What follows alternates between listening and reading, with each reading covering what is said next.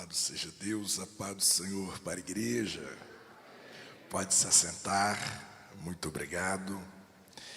Por bondade, abra sua Bíblia em Atos capítulo 1.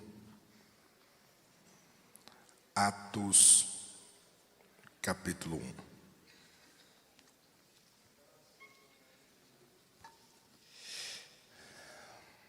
Deus seja louvado por esse tempo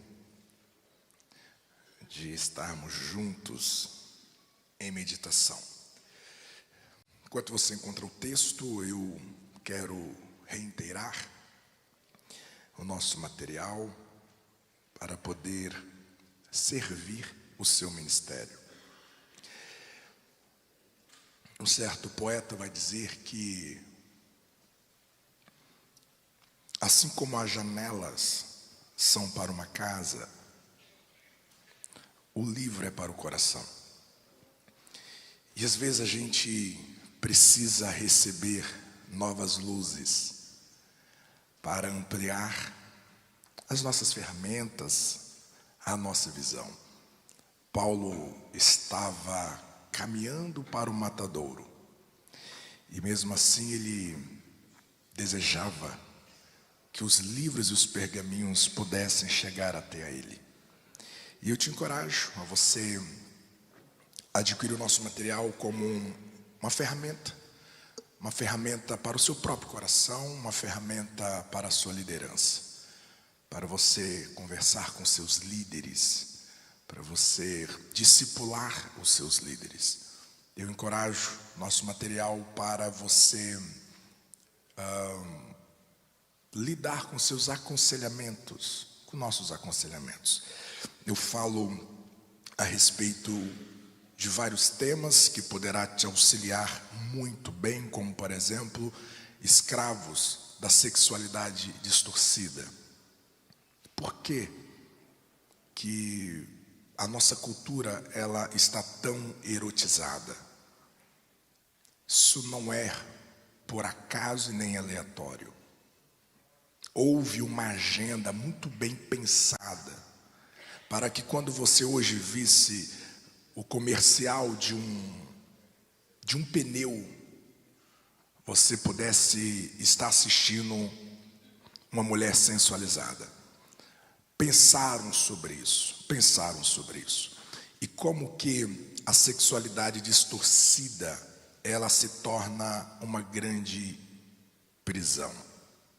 Eu recebi um testemunho há algumas 3 semanas atrás de um esposo que há mais de 20 anos ele era escravo da pornografia e ele nunca havia contado a ninguém.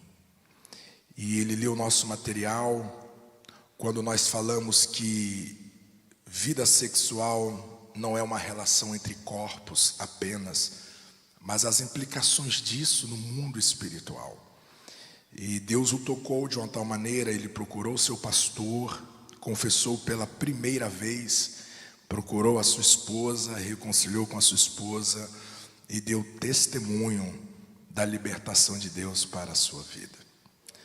Por que hoje muitos dos nossos filhos estão casando e estão decidindo não ter filhos? E você sabe qual é o argumento deles? Inclusive dos pais. Tá certo, pastor, não ter filhos. Olha como é que o mundo está tão difícil. Aí a gente faz uma pergunta retórica. Em qual tempo da humanidade que foi fácil criar filhos? Nos dias de Herodes? Na Primeira Guerra Mundial? Na Segunda Guerra Mundial? Na gripe espanhola? Na peste negra? O que muitos não sabem é que a decisão de não ter filhos é uma bandeira do feminismo. O Brasil já tem mais pets em casa do que filhos. E a fatura vai chegar. E a gente precisa nos posicionar sobre isso. Eu gosto de a gente perguntar para Joquebede o que fazer quando há um decreto de morte para os nossos filhos lá do trono. Joquebede vai dizer: eu vou gerar um, e o que sair daqui vai destronar quem está lá em cima. Eu te aconselho, escravos modernos, você que tem filhos adolescentes, você que tem filhos jovens, você que deseja presentear alguém, eu te encorajo a você ter o nosso material. Vocês estão comigo, amém? Amém. Ontem nós iniciamos falando sobre a fidelidade, a intimidade com Deus, e o nosso ponto de partida foi que Deus deseja ser encontrado. É interessante que o salmista vai dizer que o Senhor confia seus segredos aos que o temem. A palavra segredo ali, ela vai desaguar no divã, um divã. E é interessante porque se você chegar perto do texto, do sentido do texto, você vai perceber que quem está no divã não é o salmista, não é a gente. Quem está no divã é o próprio Deus. É Deus que está no divã para compartilhar o que está no coração dele, para aqueles que o temem. E a vida devocional é esse caminho, em que Deus tem prazer de compartilhar o seu coração para com aqueles que fecham a porta e o encontra no secreto. Hoje eu quero pensar com vocês a respeito do fruto disso. Por que vale tão a pena a gente andar com Deus? Por que vale tão a pena você ser fiel a essa intimidade com Cristo? Os frutos que isso vai gerar diretamente no exercício do seu ministério, no exercício da sua chamada, no exercício da sua vocação. Vocês estão comigo? Amém. Todos tomaram cafés? Amém? Amém. Já almoçaram? Não, né? Nós não somos americanos não, né? Muito bem. Atos capítulo 1, versículo 15. Versículo 15. A seguir, vai nos dizer assim: e naqueles dias, levantando-se Pedro no meio dos discípulos,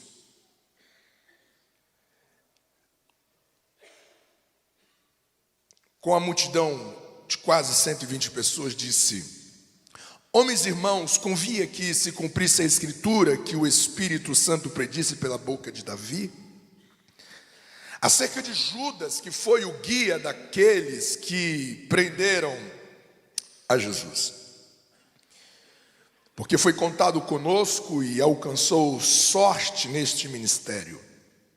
Ora, este adquiriu um campo com o galardão da iniquidade, e precipitando-se, rebentou pelo meio, e todas as suas entranhas se derramaram.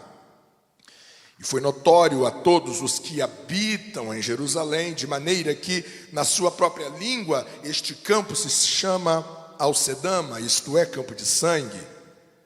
Porque no livro dos Salmos está escrito: fique deserta a sua habitação, e não haja quem nela habite, e tome outro seu bispado. É necessário, pois, que dos homens que conviveram conosco todo o tempo em que o Senhor Jesus entrou e saiu dentre nós, começando desde o batismo de João até o dia em que dentre nós foi recebido em cima, um deles faça conosco testemunha da sua ressurreição. E apresentaram 2, José, chamado Barsabás, que tinha por sobrenome o Justo, e Matias. E orando disseram: tu, Senhor, conhecedor dos corações,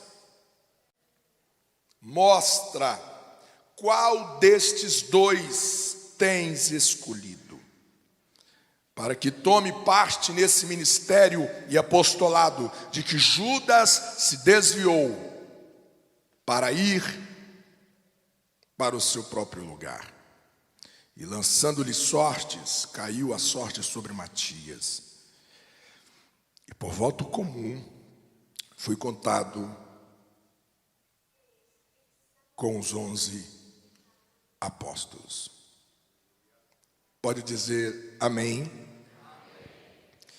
Nós dissemos ontem que por detrás de todo fracasso de um líder, de todo fracasso de um obreiro, de todo fracasso de um marido, de uma esposa, sempre haverá um ponto em comum. Estes se distanciaram do secreto. E talvez você pode indagar como isso é possível, porque eu conheço que alguém que caiu, alguém que desistiu, essa pessoa pregava tão bem, essa pessoa lia a Bíblia todos os dias. Esse devocional, segundo as Escrituras, esse lugar de intimidade com Deus, segundo as Escrituras, não é esse encontro religioso que muitas vezes as pessoas entram em contato com a Bíblia apenas para safar a sua consciência. Ele lê um texto, ele faz uma oração rápida e vai para o dia. Não é esse hábito, esse tratar com as Escrituras que configura um lugar de intimidade. E eu quero nessa manhã olhar para a vida de Matias como sendo uma referência de alguém que viveu essa intimidade com Jesus.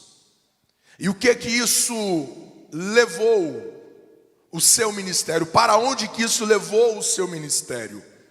No ponto A, nós pensamos que a partir da vida de Matias, aprendemos que o nosso coração e não a nossa performance nos dará acesso ao novo de Deus. Eu queria que você pensasse isso comigo, porque dentro da leitura que nós lemos, no versículo 24, a oração foi feita dizendo: Tu, Senhor, conhecedor dos corações. O que deu acesso Matias ao lugar que Deus o levou, não foi por ele ser o melhor pregador, não foi por ele ter a melhor desenvoltura de oratória, de retórica. O que levou ele aonde que Deus o colocou foi porque o seu coração,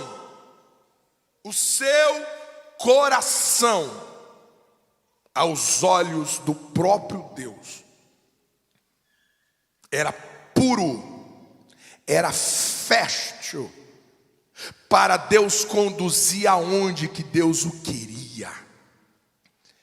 Talvez um dos grandes perigos de nós obreiros, de nós líderes, é elegermos inimigos equivocados da nossa chamada. É muito comum você encontrar com um líder, com um obreiro frustrado, com um dirigente frustrado. E a razão pela qual a sua frustração está gritando é porque ele vai elencando vários fatores que ele considera ser as razões das limitações do seu ministério. Eles acreditam que não estão crescendo, eles acreditam que não estão frutificando, eles acreditam que não tem como fluir por causa do ambiente, por causa das pessoas que estão à sua volta. E eles contam essa narrativa para si mesmos e acreditam nisso. Eu lembro da história de Moisés. Eu lembro que um dia eu estava no meu devocional, meu primeiro devocional do ano passado, 2022. Eu assentei no meu coração, que é um dos hábitos que eu tenho, aprendi no seminário, de você ler um livro sempre numa sentada. Para e lê um livro inteiro de uma só vez. A percepção, o olhar, o quanto que você consegue captar é algo que eleva muito o nosso entendimento. E eu gosto muito do livro de Deuteronômio. E então eu sentei e disse, vou ler o livro de Deuteronômio. Eu comecei a ler o livro de Deuteronômio, mas de repente, quando eu chego no capítulo, se eu não estiver enganado, no capítulo 3, onde que Moisés relata que Deus determina que ele não entraria na terra. Eu passei por aquele texto, aquilo queimou no meu coração, mas eu tinha proposto a ler o livro de uma sentada, então eu segui a minha leitura. Mas quando eu cheguei no capítulo 8, no capítulo 10 aproximadamente, aquilo queimava, eu sentia que Deus queria comunicar algo comigo. Então eu quebrei o meu programa e disse, eu vou voltar. E eu voltei para aquele capítulo e eu passei algumas semanas sobre aquele capítulo. E uma das coisas que gritou dentro de mim é que quando Moisés saiu do Egito, ele recebeu uma promessa. Ele recebeu uma promessa que ele iria introduzir o povo na terra prometida. Ele foi o líder que Deus escolheu para levar este povo. Mas quando nós chegamos no episódio ali, Deus diz, você não vai entrar mais. Ele sai do Egito com a promessa, você vai entrar juntamente com o povo. Mas quando chega ali, diz, você não vai entrar mais. E isso falou tão forte no meu coração, porque quem vai ser determinante para que essa promessa fosse encurtada, encolhida, não foi Faraó. Moisés não entrou na terra, não foi por causa de Faraó. Moisés não entrou na terra por causa do seu próprio coração. Ele tomou atitudes ao longo do percurso, de maneira que Deus disse, checkmate, você não entra. Você vai ver, mas não entra. Percebe que houve uma encolhida do que Deus tinha para ele. Existem pessoas que vão apenas assistir o que está acontecendo no ministério do outro, vai apenas assistir o que vai acontecer na liderança do outro, e os céus está dizendo, era para você estar pisando nessa terra, mas houve uma soma cíclica de atitudes que resultou em você encolher a sua própria chamada. De maneira que eu quero nesta manhã compartilhar a você que o maior desafio do seu ministério nunca será as realidades externas.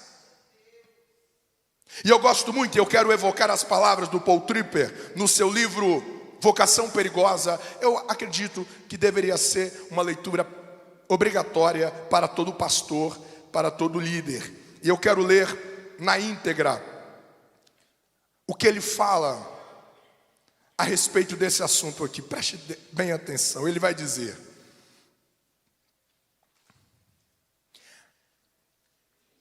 fundamentalmente no ministério pastoral,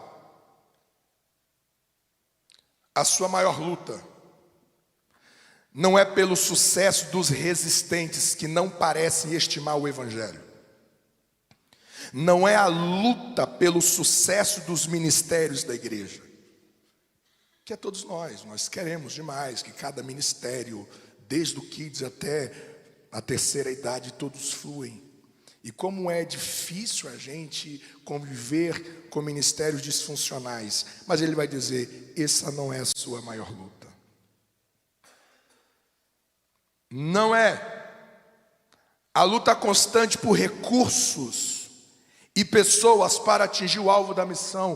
Como é desafiador o material humano para você colocar pessoas certas nos lugares certos.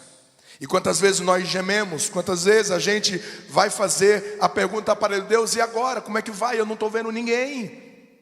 E ele vai dizer, essa ainda não será a maior luta de um pastor e de um líder. Então ele vai concluir, A guerra do pastorado é uma guerra profundamente pessoal.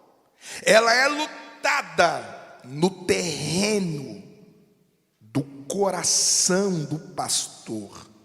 É uma guerra de valores, alianças e motivações. Ela diz respeito a desejos sutis e sonhos fundamentais. Muitos naufragam no ministério, e não é por causa da tempestade externas, mas pelas decisões que tomamos dentro do coração. E muitas vezes nós estamos distraídos pelo ativismo ministerial. Davi colecionou grandes vitórias nos campos de batalhas, mas perdeu para o seu próprio coração num palácio diante de Betseba. Naamã, por uma fração de detalhe, quase perdeu o seu milagre. Porque, olha o que o texto vai dizer: eu dizia ao meu coração. Quando eu chegar lá, o profeta vai dizer isso e vai acontecer isso. Naamã, a menina te disse isso, a sua esposa te disse isso, o rei te disse isso, o profeta disse que faria assim. Não, foi o seu próprio coração que disse isso. Pedro achava que estava pronto ao dizer que iria defender Jesus até a morte. Ele foi enganado pelo seu próprio coração ao achar que ele estava pronto quando não estava.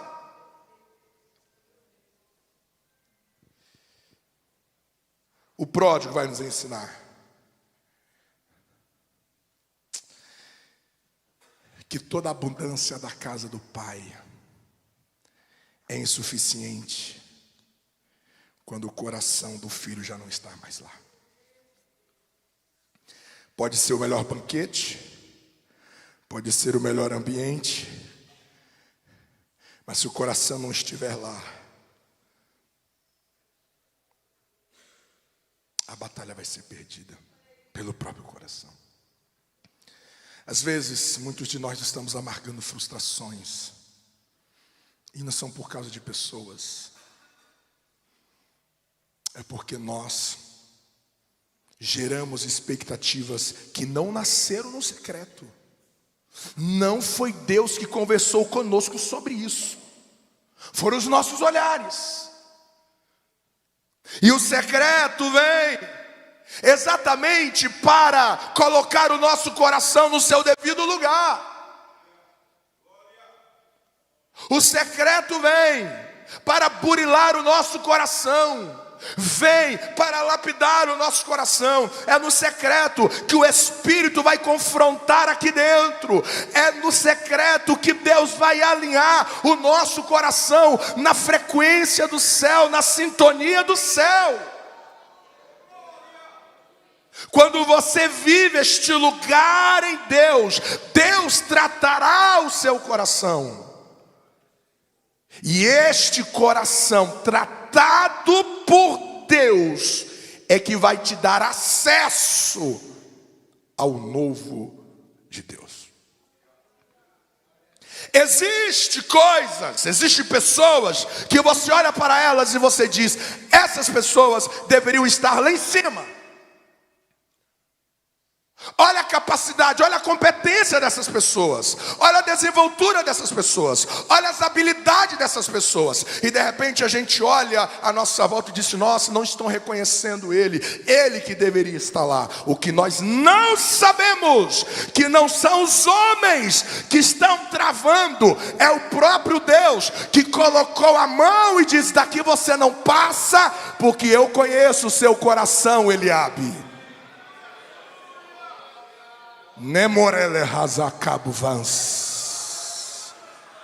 Eu conheço o teu coração, Eliabe, eu conheço. Daqui você não passa. Eu assoprei o teu nome para não ir para a mesa. Eu tirei o teu nome da mente dos meus, porque eu conheço o teu coração. contrapartida, tem gente que você olha e diz: parece que não deveria estar lá, não sabe falar como eu sei, não sabe tudo o que eu sei, mas Deus conhece o coração. Então Deus pega a mão e diz: eu te levo, eu te coloco, eu te posiciono.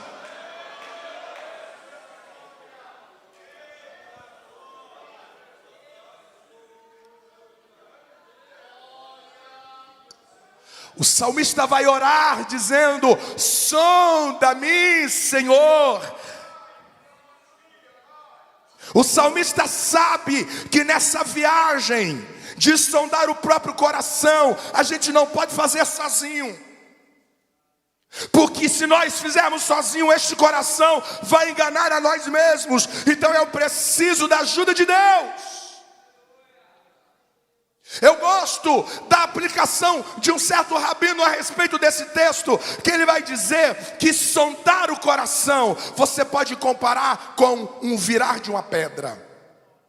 E a ideia é exatamente de um quintal, de um terreiro, de uma casa de chão, aonde que você vê alguém fazendo uma faxina e tira todos os capins e remove todos os lixos, e lá em algum lugar desse quintal você tem uma grande pedra. E você então limpou, tirou entulhos de todo aquele quintal. E alguém chega de longe e diz: uau, esse quintal está impecável, mas tem uma pedra grande bem ali no canto. Aí de repente alguém chega lá e diz: vamos virar a pedra. Aí quando vira a pedra,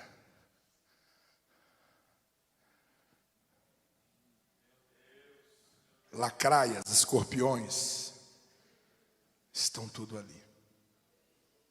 Alguém olha de longe e diz: Nicodemos, o melhor líder, o melhor pregador, o melhor obreiro. E o céu diz: se virar a pedra, vai saber que precisa nascer de novo.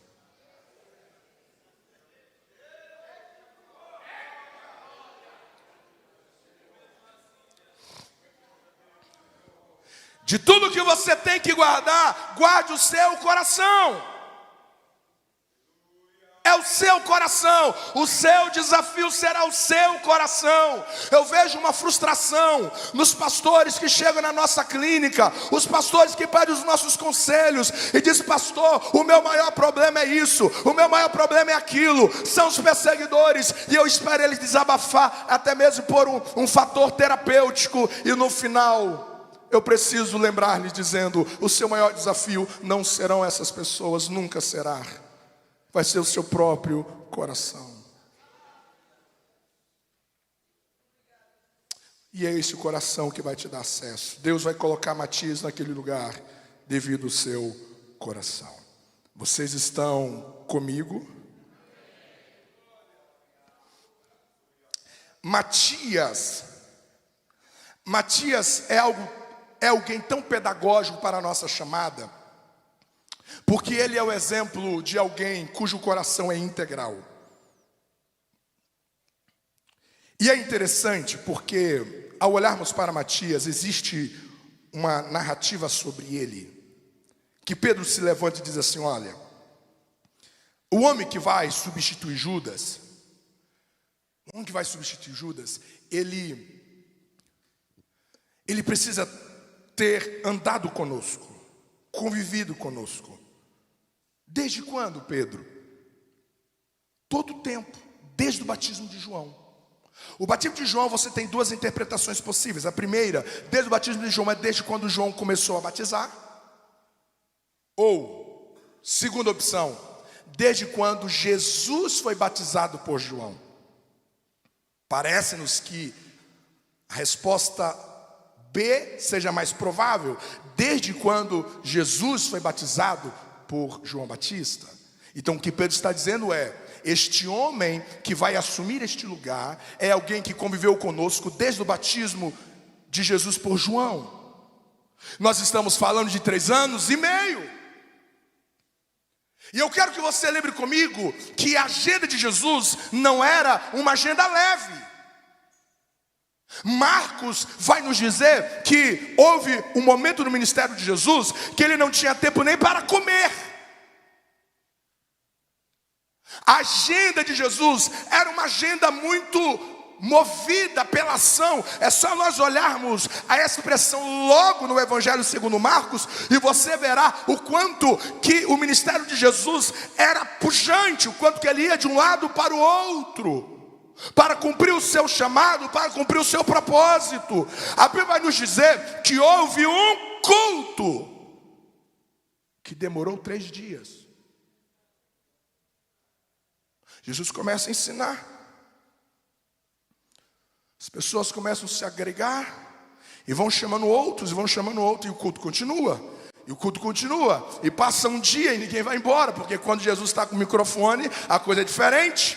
Chega no segundo dia, o povo está chegando e o povo quer mais. Chega no terceiro dia, Jesus disse: olha, discípulos, já tem 3 dias que o povo está comigo. 3 dias que essa multidão está comigo, me ouvindo, cultuando comigo. Acabou, não tem o que comer, então dá eles de comer, para que ninguém desfaleça pelo caminho. Já tinha 3 dias que aquela multidão estava cultuando com Jesus. Eu quero que você entenda comigo que a agenda de Jesus era uma agenda desafiadora demais para acompanhar. E o que Pedro está dizendo é que Matias acompanhou essa agenda de Jesus. O que a Bíblia está dizendo é que ele estava lá. No Sermão do Monte, Matias estava lá. No sermão da parábola do reino, Matias estava lá. No sermão escatológico de Jesus, Matias estava lá. Na missão de 2 em 2, Matias estava lá. Ele acompanhou o ministério de Jesus por 3 anos e meio.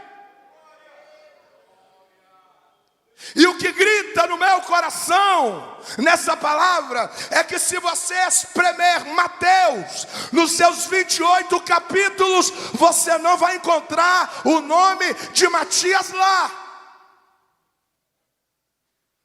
Se você espremer os 16 capítulos de Marcos, você não vai encontrar o nome de Matias lá. Se você espremer os 24 capítulos de Lucas, o nome de Matias não está lá. Se você espremer o Evangelho de João,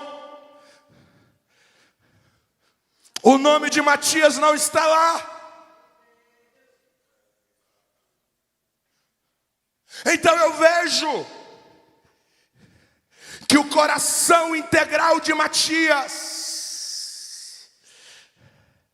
o glória, o levou a uma dedicação sacrificial, apesar do anonimato, apesar da obscuridade. O seu nome não estava sendo mencionado, o seu nome não estava na lista de agradecimento, mas ele se dedicava integralmente em seguir a agenda de Jesus.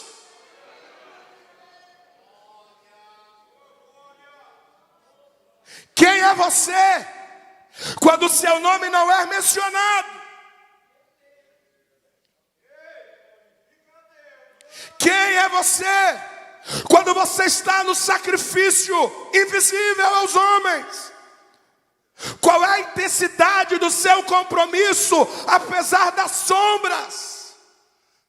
É aqui que o diabo trabalha na nossa audição.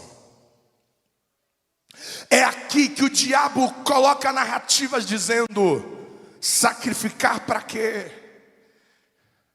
Se doar tanto para quê? Trabalhar desse jeito, nessa congregação, nesse ambiente, os olhares dos seus superiores não estão lá.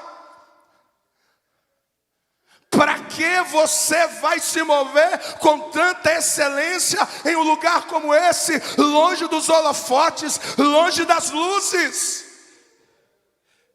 Existem pessoas que só funcionam se o presidente estiver perto.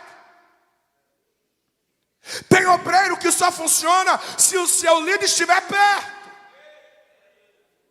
Pessoas que trabalham assim são pessoas escravas dos palcos, dos holofotes e das luzes. Matias, para que se dedicar tanto se o seu nome não está nas listas dos apóstolos? Para que se dedicar tanto se o seu nome nunca vai para um cartaz? Para que investir dinheiro do seu bolso? Para que se entregar incansavelmente? Ninguém está mencionando o seu nome. Um dia Deus perguntou para o Enio Cordeiro, dizendo: meu filho, se eu te chamasse para você me servir a tua vida inteira na obscuridade, você o faria? Se fosse para você nunca pegar no microfone, se fosse para você nunca pregar no domingo à noite, se fosse para você nunca ensinar numa escola dominical, você se dedicaria nas escrituras, você oraria de uma tal maneira, você serviria as pessoas com a mesma dedicação? O diabo grita no nosso ouvido, dizendo: não vale a pena você se sacrificar sem visibilidade, não vale a pena você ter compromisso nas sombras. E o diabo chega a gritar, dizendo: te esqueceram, estão sendo ingratos com você, porque olha o quanto que você tem dado o seu melhor, e olha onde que você está jogado. O que o diabo jamais vai te contar é que quando Davi estava longe dos olhares de Israel, Deus estava treinando o seu coração em matar ursos, em matar leões. Nas sombras, Deus está treinando o seu caráter. Nas sombras, Deus está forjando a sua chamada. Nas sombras, Deus está movendo você. Alguém recebe esta palavra?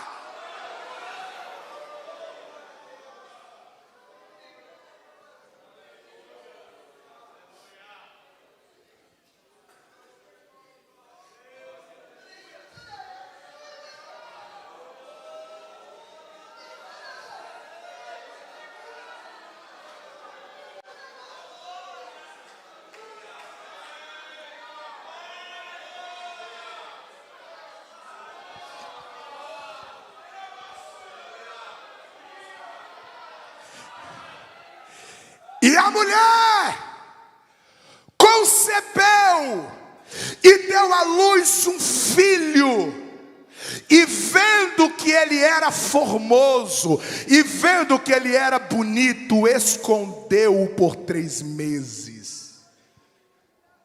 Quem diz porque você tem uma chamada bonita que você não pode ser escondido? Quem diz porque você tem um ministério extraordinário, Deus não pode te esconder? Mas o texto vai dizer: não podendo, porém, mais escondê-lo, porque enquanto Moisés estava escondido, longe dos olhares, ele continuava crescendo. Estou escondido, mas estou crescendo. Estou escondido, mas estou amadurecendo. Estou escondido, mas eu estou estudando. Estou escondido, mas eu estou lendo. Estou escondido, mas eu não paro. Eu vou crescer, eu vou amadurecer.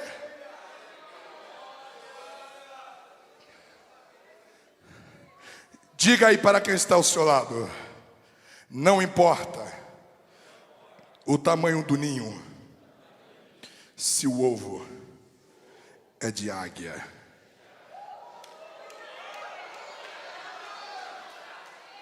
Você pode aplaudir ao nome do Senhor Jesus?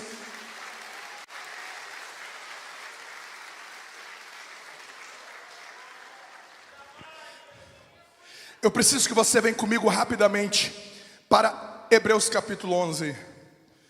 Eu prefiro que você abra a sua Bíblia comigo.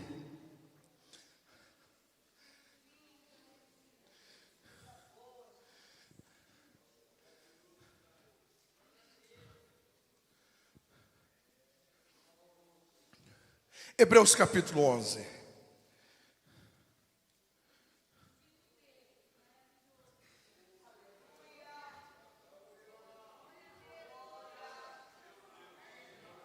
Estão comigo?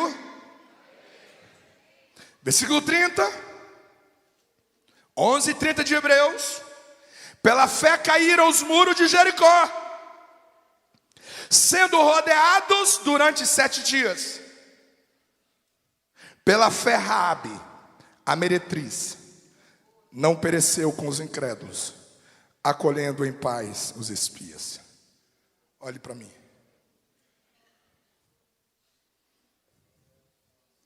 Nós estamos com uma lista. Parece-me que essa lista está injusta para mim.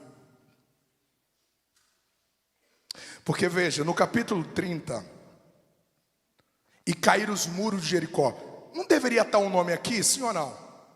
Qual é o nome que deveria estar aqui?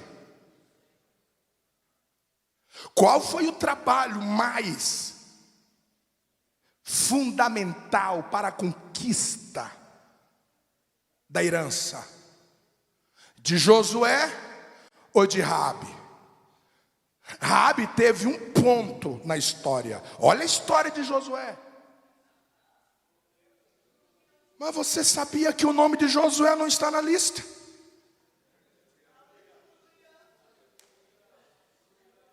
Alguns nomes que você acha que deveria estar, Deus não vai colocar. Inclusive o seu. Então não fala que o seu nome não está na lista por causa dos jeitinhos dos homens. Então não fala que o seu nome não está na lista por causa do apadrinhamento do sistema.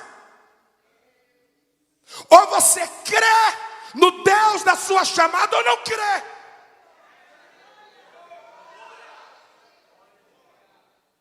Porque eu tenho uma fila de amigos bons, talentosos, extraordinários no dom, na chamada, mas que frustraram, porque eles colocaram no coração que terceiros foram responsáveis por neutralizar a chamada deles. Eu não deveria estar aqui. Olha o tempo que eu já servi. Olha o quanto que eu já pastoreei nesses setores, nessas cidades. Já era para eu ser um presidente, já era para eu estar em uma outra posição, mas não tem como. Um desses meus amigos, ele entregou a credencial e destilou do seu coração veneno, dizendo: não vale a pena. Não vale a pena porque olha o quanto que eu me dediquei, olha o quanto que eu me sacrifiquei. Era para eu estar lá. Mas o sistema cruzou e não tem como mais. Esperei ele desabafar como fator terapêutico. Terminou? Escorreu já tudo? Primeira pergunta. Sobre você estar lá. Foi o seu coração que disse isso? Ou foi Deus que prometeu?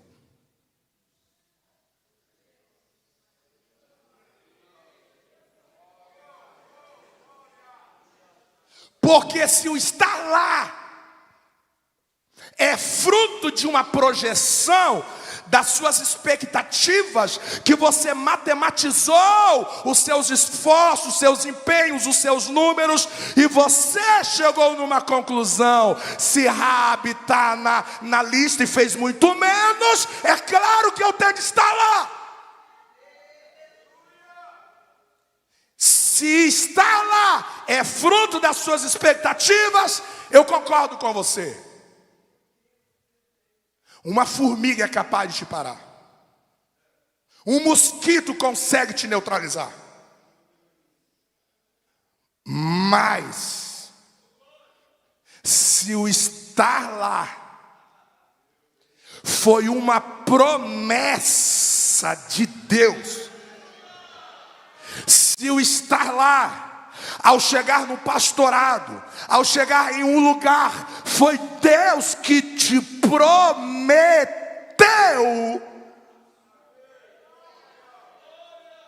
e se você acha que terceiros é capaz de impedir uma promessa, o seu Deus é pequeno.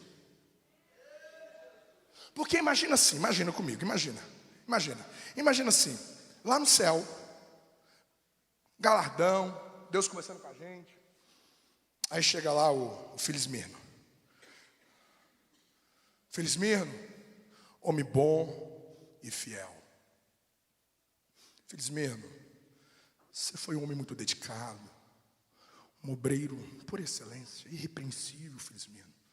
Então, Filismirno, eu até tinha um plano maior para você.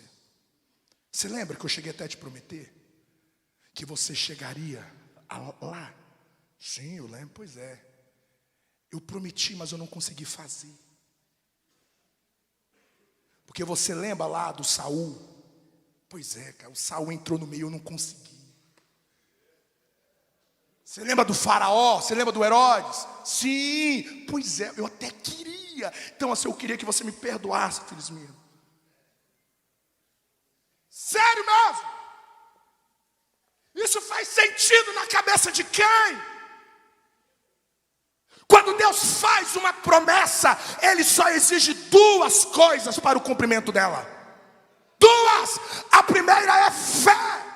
Você precisa crer na promessa, porque a incredulidade fecha a porta, a incredulidade aborta projetos. Você precisa crer. A segunda e a única coisa que Deus exige é obediência. Se você estiver no lugar da promessa, Ele para o sol, Ele para a lua, mas a promessa vai cumprir.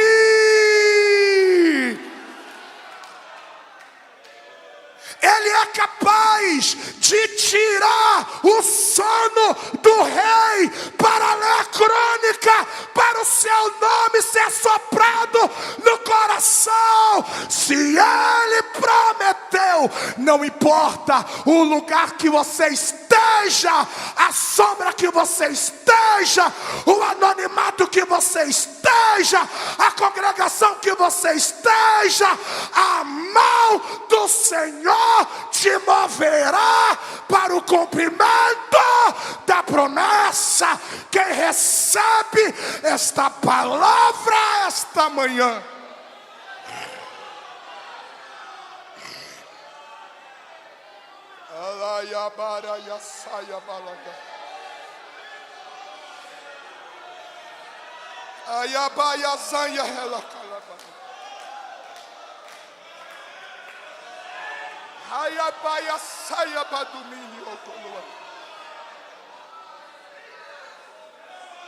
Levante a sua mão para o céu.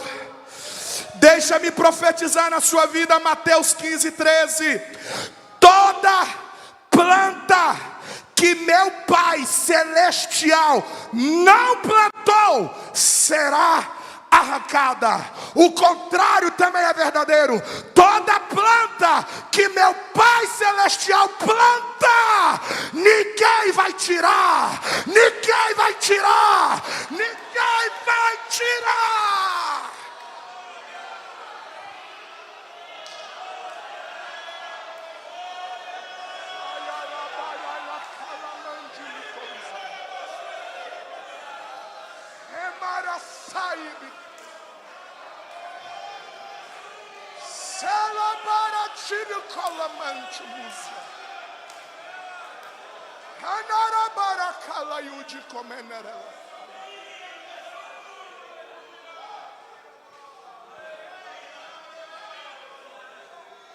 Mantenha a sua entrega. Mantenha a sua dedicação. Mantenha pregando seus melhores sermões naquele lugar. Não importa quem não esteja vendo. Não importa se o seu nome está na lista ou não está. Quem precisa ver, está vendo, está vendo, está vendo, está vendo, está vendo. Eu sinto de Deus, eu sinto de Deus de ministrar no teu coração agora. Eu sinto de Deus de ministrar esta graça, de funcionar no anonimato. Eu ministro sobre o teu coração agora. Coloque a mão no seu coração. Receba esta autoridade, recebe esta graça, recebe esta unção, recebe essa força para você dar o seu melhor, para você fluir, para você funcionar, para você liderar com a tua excelência, para você discipular com a sua excelência, para você investir com a sua excelência. Recebe esta autoridade. O diabo não vai amargar o teu coração, o diabo não vai tirar a paixão dos seus olhos, o diabo não vai tirar o fervor da sua chamada, o diabo não vai neutralizar o seu encanto. Em nome de Jesus, a mesma graça, o mesmo Espírito que operou na vida de Matias está em você, está em você, está em você. Quem recebe esta graça em nome de Jesus?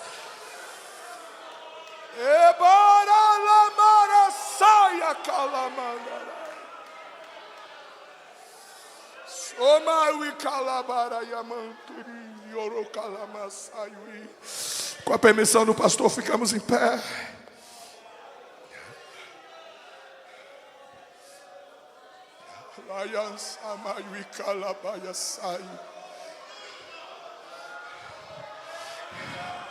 Se ele prometeu, está de pé. É mai horazeri de como faia saio. Timai roluza aquele para sair. A promessa está de pé. Essa promessa não tem prazo de validade. Ele falou, vai cumprir. Aquieta o teu coração, alegra a tua alma, traz o sorriso, o novo cântico aos seus lábios. Deus estará movendo o trabalho das suas mãos. Você recebe esta palavra, Pai, nesta manhã. Ayalamaya Sara Kalebedi como Zasai. Existe alguém nessa manhã que havia desmotivado o coração por achar que essas sombras é sinônimo de um abandono, é sinônimo das costas de Deus para você. Esta manhã Deus traz consolo à sua alma. Estou revigorando a musculatura da tua chamada. Os meus olhos estão te vendo. Eu queria que você orasse com alguém agora. Eu queria que você orasse com alguém agora. Lembra da promessa. Lembra do que ele prometeu. Coloca as suas mãos no ombro de alguém. Ore para que o vigor, a paixão seja renovada. Elebante 11 de Revefócio. Aleluia! Olha o Espírito te tomando agora. Olha os sonhos voltando agora. Olha o entusiasmo voltando agora. Aleluia! Aleluia! Era baiazain de como babi rolevai ofai. Juíza e vassai de comandarabai. Chilimai fala bacamus santinicomus.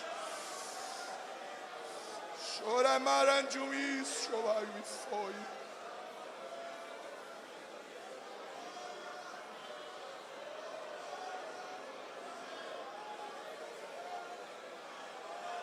Alamaite telemahasai.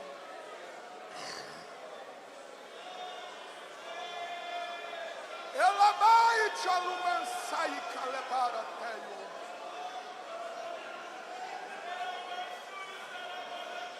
Jurimara.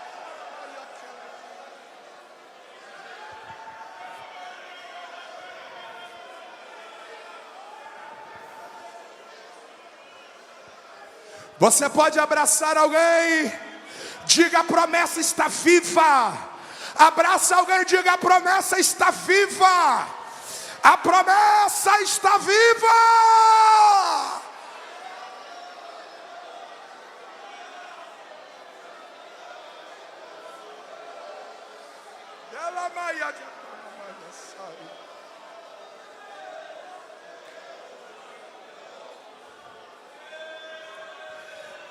Tá chorando por quê?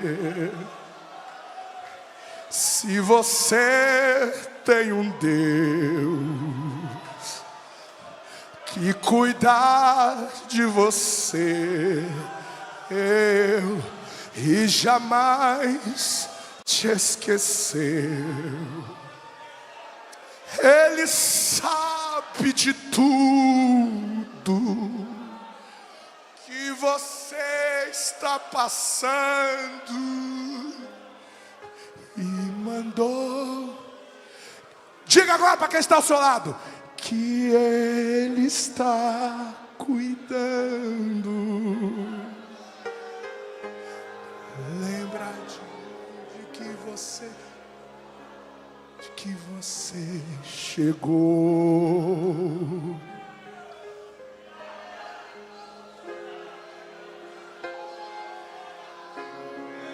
Não era para você estar aqui. Falou assim. Enaia saia baia. E tu sua, não chores.